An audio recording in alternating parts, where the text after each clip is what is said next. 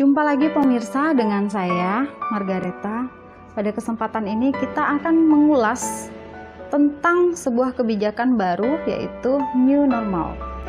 Nah, New Normal ini sendiri diambil dari bahasa Inggris dengan kata lain kenormalan baru.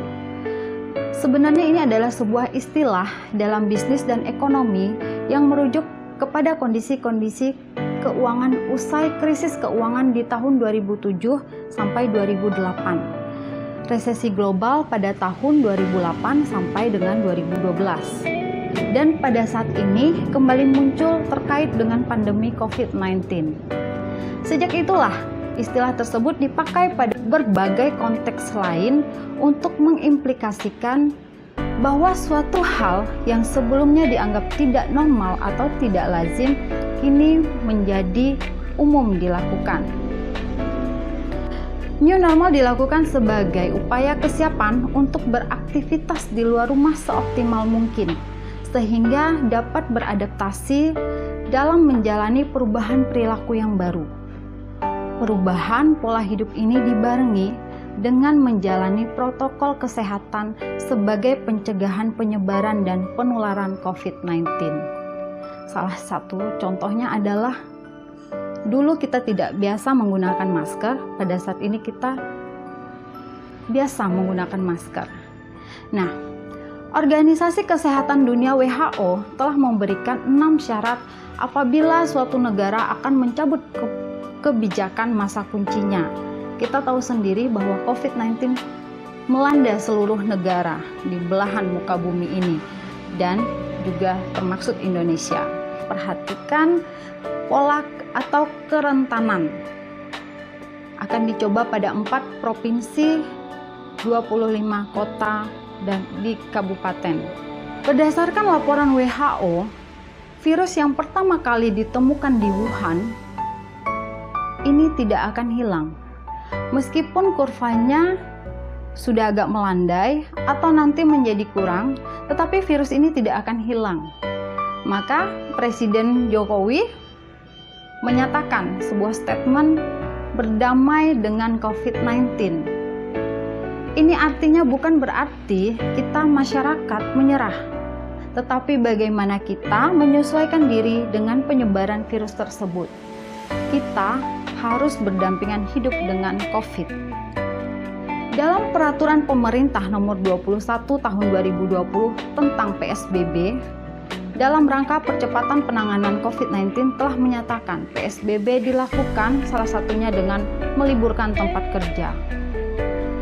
Namun kita tahu sendiri, dunia kerja tidak mungkin selamanya dilakukan pembatasan. Roda perekonomian harus tetap berjalan.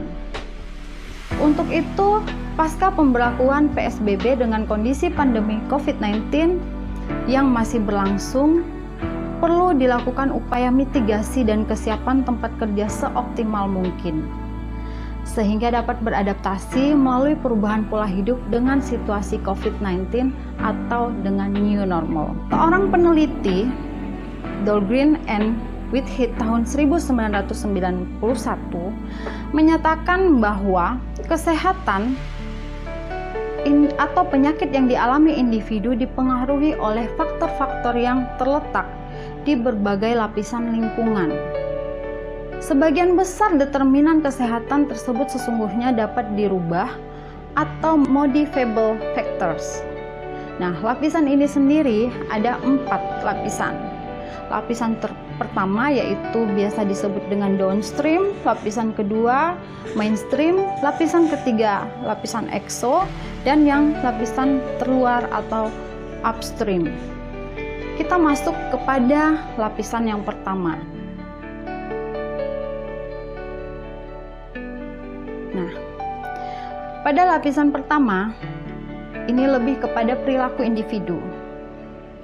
Ada 3 caranya, yaitu yang pertama, lakukan cuci tangan menggunakan sabun dan air mengalir. Kemudian yang kedua, gunakan masker untuk semua. Dan yang ketiga, jaga imun tubuh kita dengan memakan atau mengkonsumsi makanan yang baik dan sehat. Kita masuk ke lapisan kedua atau lapisan meso. Lapisan meso adalah lebih kepada sosial. Kehidupan sosial kita yang selama ini seperti apa? Nah, mungkin pada waktu sebelum COVID ini kita membeli makanan tidak sesuai dengan kebutuhan. Kita terbiasa berbelanja, mungkin tidak harus memperhatikan apa kepentingannya. Nah, pada saat ini kita tahu sendiri, negara kita maupun dunia mengalami krisis ekonomi. Maka dari itu, kita harus berupaya membeli makanan dan obat-obatan yang aman. Jadi kita salah satunya adalah mengecek label dan kadaluarsanya. Kita dianjurkan untuk tidak banyak keluar rumah, maka kita bisa menggunakan aplikasi gadget kita dengan memesan makanan atau berbelanja melalui online. Dan yang selanjutnya adalah bagaimana cara kita mendapatkan informasi. Kita tinggal telepon, ada hotline center corona, baik itu yang di pusat maupun yang ada di tempat kita berada. Kita masuk ke lapisan ketiga atau lapisan exo. Nah, lapisan exo adalah lapisan di mana di sini determinannya mempengaruhi lingkungan kerja maupun lingkungan tempat tinggal sehari-hari. Nah, ketika bekerja, saya memberikan beberapa tips untuk pencegahan di tempat kerja. Salah satunya yaitu pastikan tempat kerja memiliki ventilasi yang baik, kemudian pakailah atau sediakan selalu hand sanitizer berbasis alkohol. Ketika kita hendak jajan atau makan di luar, kita harus pastikan keamanan pangan di warung makan tersebut. Salah satunya dengan cara melihat apakah tempatnya bersih. Lebih disarankan untuk take away atau bawalah pulang makanan Anda. Kita masuk ke lapisan terakhir, lapisan terluar atau level makro atau biasa juga disebut upstream. Pada lapisan keempat, di sini kebijakannya atau determinannya lebih kepada kebijakan yang diambil oleh pemerintah. Nah, kita sudah mempunyai Kepres nomor 7 tahun 2020, kemudian diperbaharui kembali menjadi Kepres nomor 9 tahun 2020 tentang gugus tugas percepatan penanganan coronavirus disease 19 atau coronavirus disease 19. Kenapa dikeluarkannya Kepres ini? Salah satu pertimbangannya adalah bahwa penyebaran coronavirus disease telah meluas dan berdampak pada aspek sosial, ekonomi, kesehatan, serta kesejahteraan masyarakat di Indonesia. WHO telah menyatakan COVID-19 sebagai global pandemic per tanggal 11 Maret 2020.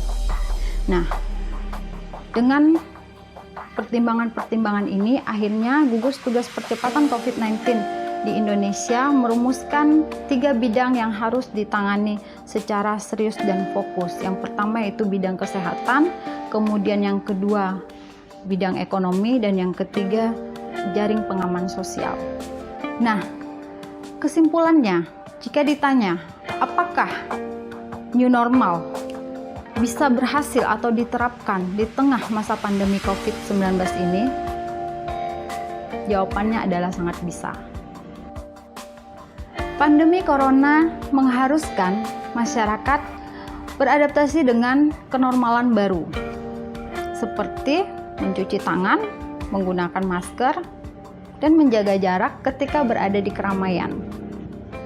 Ayo, kita terapkan kenormalan baru dalam keseharian kita di masa pandemi ini. Semangat, terima kasih, sekian dari saya.